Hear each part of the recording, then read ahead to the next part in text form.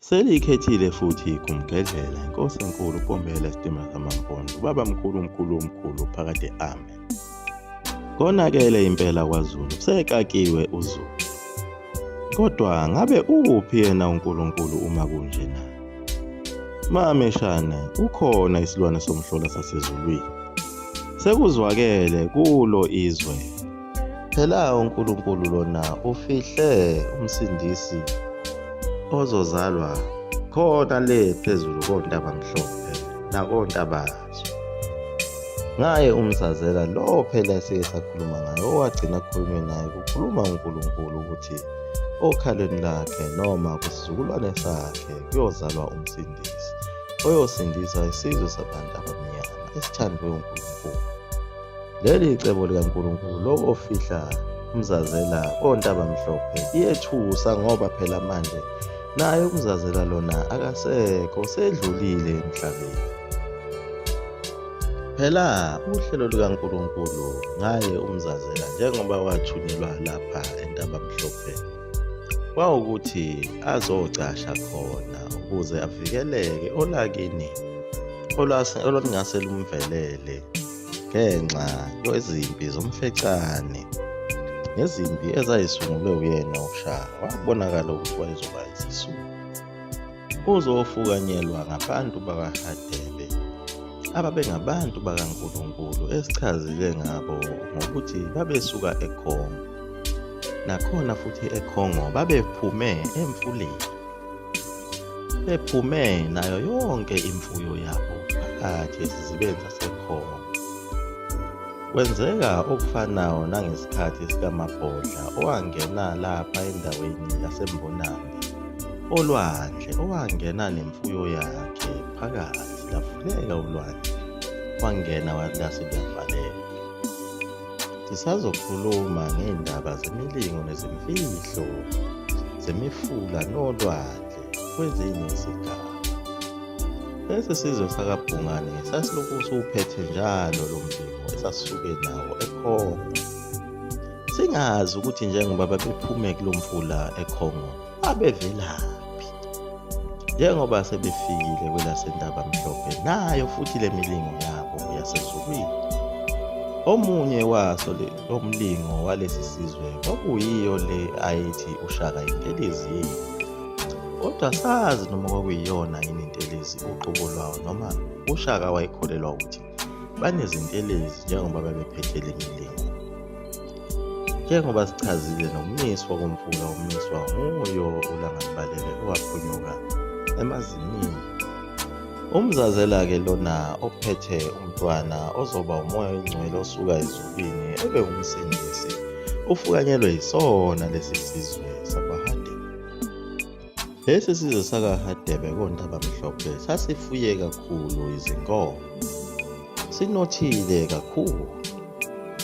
Lesi sizwe samaHlubi sasibambisene kakhulu nesizwe saseMangwaneni, naye umzazela ephakathi kwabo. Sasinemfuyo eningi kakhulu, kodwa njengoba isilo umpande sasinikeze amabhunu le ndawo ephezulu koHarry Smith senza amaplazi aso khona lesizwe samabhunu, sasiyihawukela njalo imfuyo yalesi sizwe samaHlubi uma siyibona. Nesizwe saseMangwaneni naso sasinemfuyo eningi kakhulu. Lezi zizwe ezazisemngceleni wokwaZulu zazisenkingeni, kuyilapho amabhunu ayekhanda khona iqhinga lokuthi angazizuza kanjani lezi nkomo ukuba kube ngezabo. Amabhunu lawa asungula intela ukuthi akhokhise lezi zizwe intela. Kwakuyintela yawo amaqhugwane lawo kade sichaza ngawo ukuthi akekho umuntu owayehlala kulezi zindlu esesihlala kuzo namhlanje, izindlu zabacindezeli bethu zako-Italy nako-Rome. Thina besihlala emaqhugwaneni. Lokho kwakwenza ukuthi izindlu zibe ziningi kakhulu, umuzi ngamunye. Amabhunu ayibale kona lokho ukuthi azodla kahle lapha futhi azomgqilaza kakhulu lo muntu omnyama. Kwase kuthiwa kakhokhele iqhugwane ngalinye nalinye. Asephinde futhi ethi akukhokhelwe izinja nazo intela. Ilapho kwavela khona isiqhwaga esasithunywe uNkulunkulu sakhona emahlujini kwaHadebe phela. Lowo phela kwakuwuye uLangalibalele, owavuka umbhejazana wathi yena ngeke akwenze lokho. Phela amaBhunu wayenze ubuhlakani bokuthi uma ukweleta le ntela, bese ethumela isikhonzi senkantolo yabo ukuthi size kuwe sizokutshela ukuthi njengoba ungayikhokhanga intela usuyakweleta, bese kudliwa isibaya sezinkomo ngokuthanda kwabo. Ukunqaba kukaLangalibalele ikona kwamphendula ivukelambuso, abaleka manje esephila njengenyamazana. uLangalibalele waze wabaleka wayocasha kuso isizwe samaNgu. Ngaleso sikhathi kwasekhona inkosi okuthiwa uMbalo. Le nkosi yayikhokha intela ngoba yayisibonile ubungozi bawo amaBhunu, kodwa uLangalibalele wenqaba wabe sebalekela kuyo le nkosi wazocasha khona. Kanti amaBhunu azohamba athole ukuthi inkosi uLangalibalele icashe kuso lesi sizwe ngoba phela babakhelele, babefana nje nesizwe esisodwa. uMbalo lona wayincenga inkosi uLangalibalele ukuthi ayihambe iyoxoxisana nawo amaBhunu izinikele, beyihlawulise lokhu abangayihlawulisa khona. Kodwa inkosi uLangalibalele ayizange ikwenze lokho ngoba phela yayiyisiqhwaga. uLangalibalele lona wayesesenkingeni efunwa izwe lonke, efunwa ngamaBhunu ukunqaba ukukhokhela intela. Inkantolo yayikhona encane yaseMtshezi bese kuthi enkulu kube yaseMgungundlovu njengoba kusenzeka namanje kwaZulu. Kodwa ayelokhu esole njalo enkosini yaseMangwaneni ukuba yiyo efukamele uLangalibalele.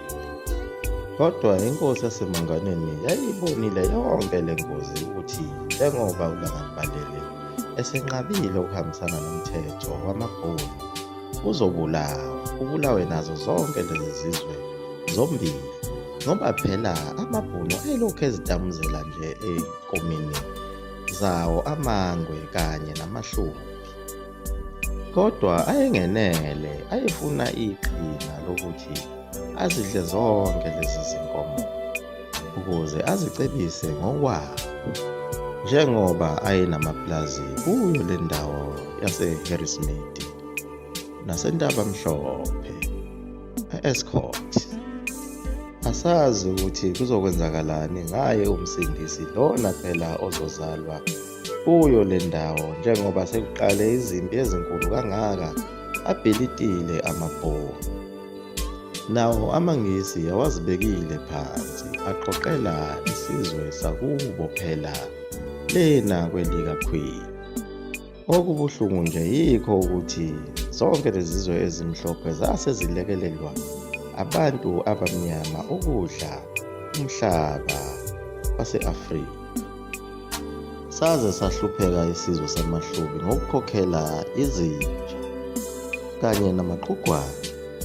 Phela konke lokwakwenziwa abamhlophe babenzela kona ukuqeda ngabo bonke abaholi bethu esasibacelile ezulwini abangamakhosi, ngoba phela akukho lapho esake sathandazela khona ukuthi sicela ukuthi uNkulunkulu asinikeze opresidenti, omongameli phela.